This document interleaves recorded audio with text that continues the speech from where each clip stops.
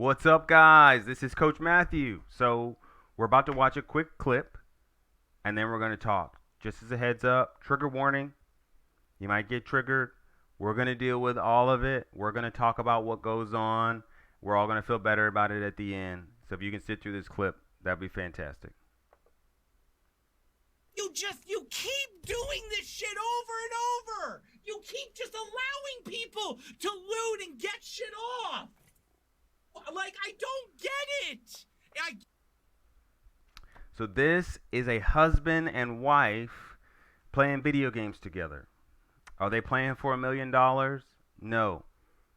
Does the husband reaction make it seem like they might be playing for at least $1 million? Absolutely. Now the big question is, what makes people act this way? Now we might say he's just, a weird guy or whatever. But for most of us, that's not the case. We know we've seen people kind of flip and we have no idea what's going on. We have no idea why they're reacting the way they are. And it almost seems like they're insatiable. I know that's happened to me. I've done it myself. And so, what I have been trying to figure out, being a heart coach, is what's at the core? Why do people do these things? And so what I want to share with you as we are about to jump into the rest of this clip and buckle your seatbelts up is we're going to talk about something called the desire wheel. So the desire wheel talks about how most human behaviors, they all boil back to one of these desires. And so as you're taking a look at that, we're going to start this clip over. We're going to start from the beginning, or we're going to walk through and see if we can see what are the desires and the emotions that are going on and why. What does this guy want?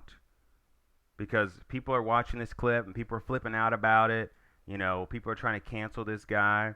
And am I saying he shouldn't be canceled? I'm not a part of the lynch mob.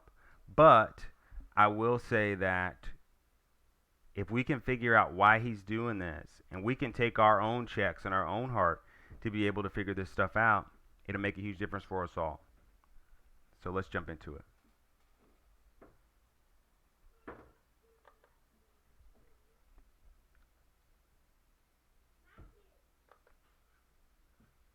What were you doing outside? Were you looting?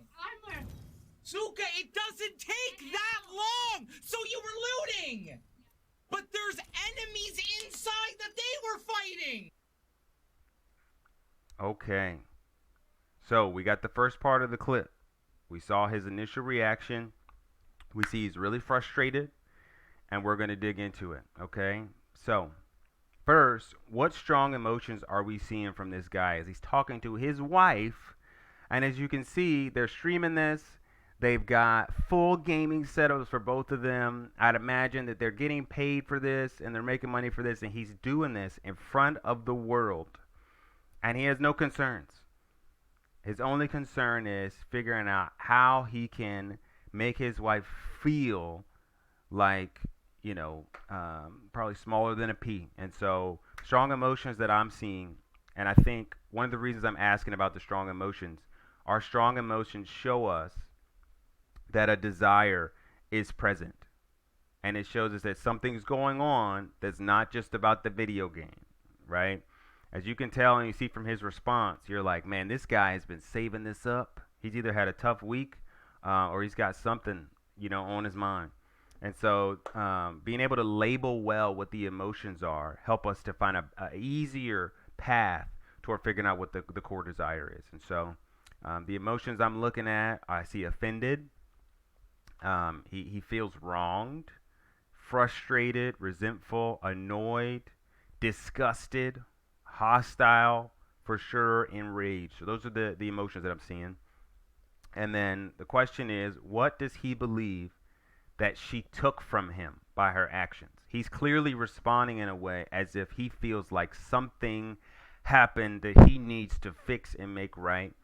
And so I really believe that the thing that she took from him, if you ask him to process it through his mind, is the fairness of the fight that they had. It's a 3-on-3 fight, 3 people on his team, 3 people on their team. And he believes that the fairness of the fight was taken away by her not making decisions that he would have deemed as good decisions. And so if we look at our desire wheel and we try to figure out, okay, well, what do we think this guy was after? What I would say first is come through. The ability for him to come through. Come through is a desire that I had a tough time with before I understood it and really figured out what was going on in my heart. Here's what it means. To come through is to succeed, to accomplish.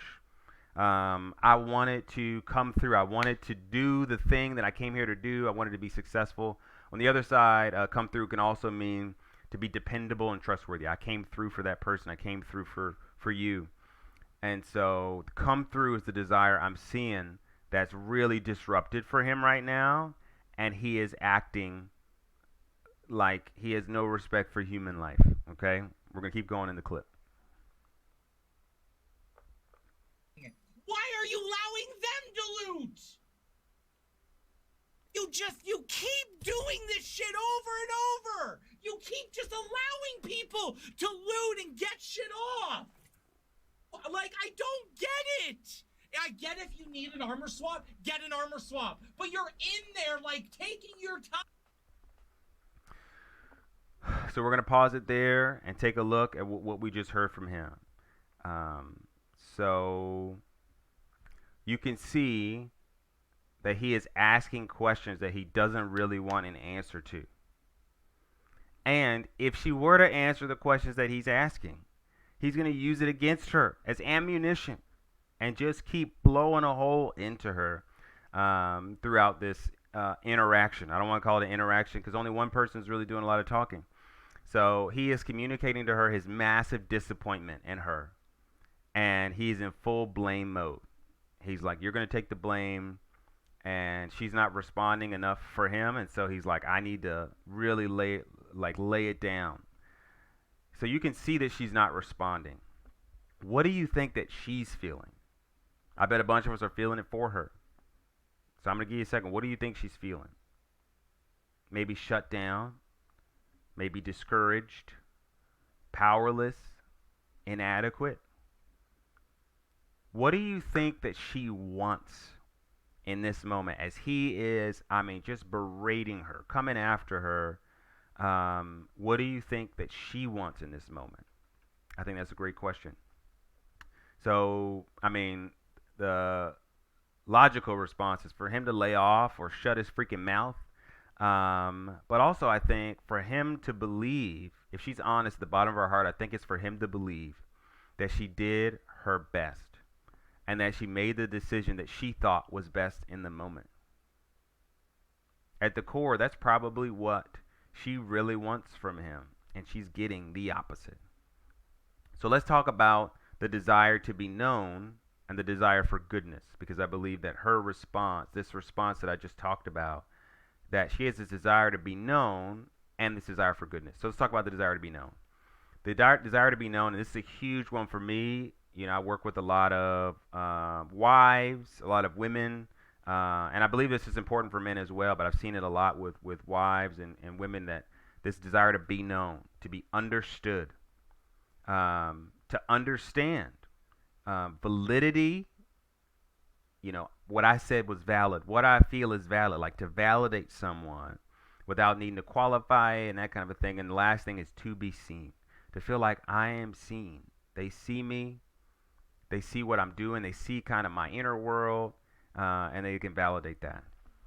So I think that's one thing that she wanted. On the other hand, I think she had a desire for goodness. And so goodness is one of my favorite ones I first learned because it pointed out to me what I believe exists in so many people that they don't really even know how to talk about. And it's this desire to be right, pure, righteous, moral character, proud of what you've done. It's this desire to look at yourself and say, I am good. They see me as good. They don't see me as bad. And so that's a huge one. And so we're going to jump back into the clip now, and we should be, we're almost finished. Time.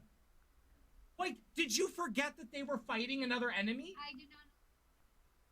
Suka, who were they fighting then? Suka, who were they fighting? Okay, so one thing you'll see that I thought was super interesting is his tone starts to come down. But in his tone coming down, the big question is his tone coming down because he's trying to de escalate? Or is his tone coming down because he's not getting enough back from her? And he needs her to be more involved in this conversation so that he can really put the claws in and make sure that what he's saying is getting through. You're not good enough. You need to change. I disapprove of you. And so I think that's a huge question. Um, and so he's asking her this kind of stupid question of like, he knows that they can both hear that there are people fighting, and he's asking her, did they stop fighting? Who did you think was fighting? And he's asking her these questions to get her to say something that he can attack. And so let's go ahead and finish this clip. I thought that was the last team. Suka, why are you sitting there thinking that? Stop talking to the other guy. No, Suka. No. Why, Suka? No. Right there. Stay on the.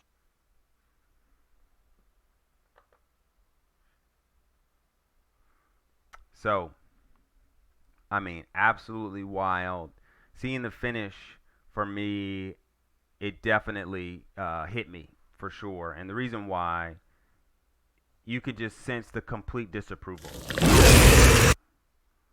You can sense that he really wanted her to know and to feel that he's like, why does your brain work the way it works?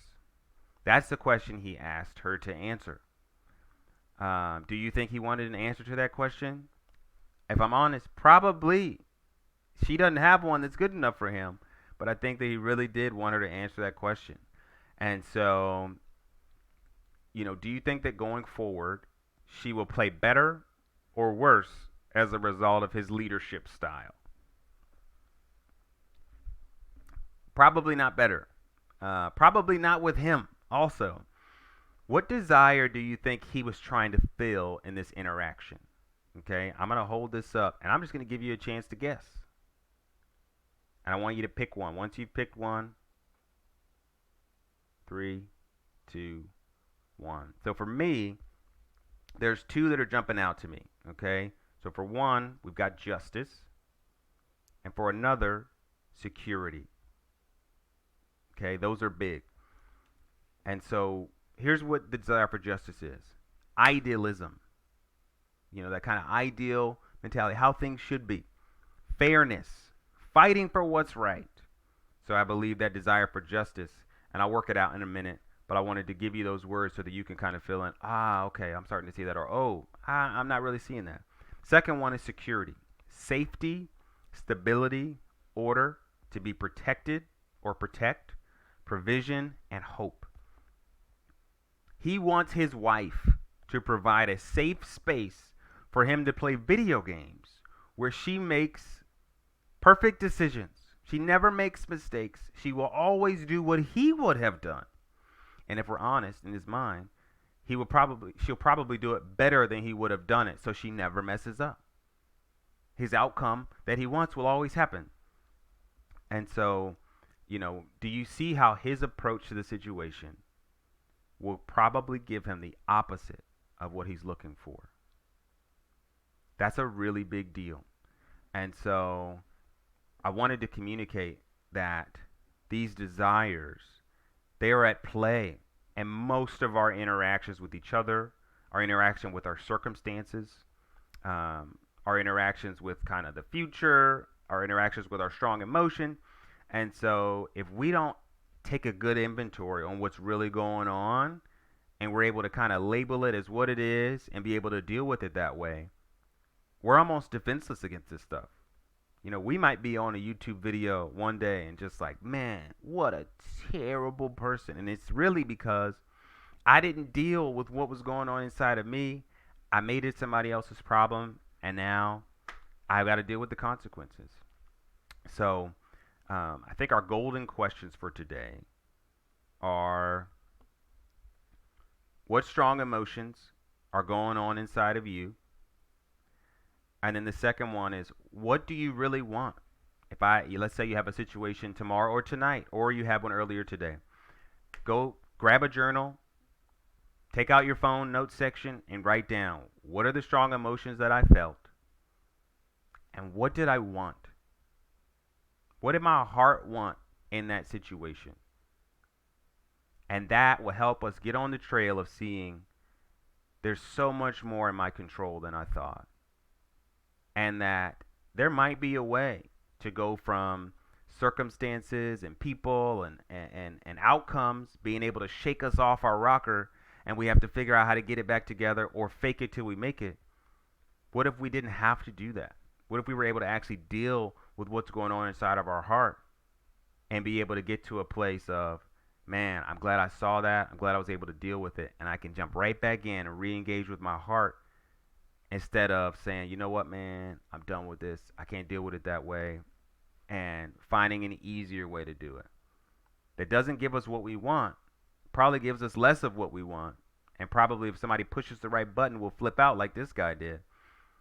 But it gives us a little bit of rest for the moment. What if we were able to really engage, deal with things, and be able to put them behind us and actually be able to grow in the process? That's what I want. And so that's what I wanted to talk about today. Talk about these desires, talking about desires, figuring out what's really going on in our heart. This is something that I do as a heart coach. And doing this has helped, I've had over 50 clients, and it's helped them to be able to really take an inventory of what's going on, to be able to figure out how can I stay in control of what I'm in control over, and how can I take this situation, no matter whether the circumstance changes or not, and have it be a good experience for me, because nothing is going to be able to empty out my desires or leave me with nothing, because I now know what I need. And because of that, I'm able to kind of adjust my behavior, adjust, the way I engage, so as to not end up being the destructive person that ends up in a video like this. So thank you guys for listening. I'm going to have more videos talking about each desire, so stay tuned for that. I'm actually excited to share more about these desires, and have a good night. Coach Matthew, see you.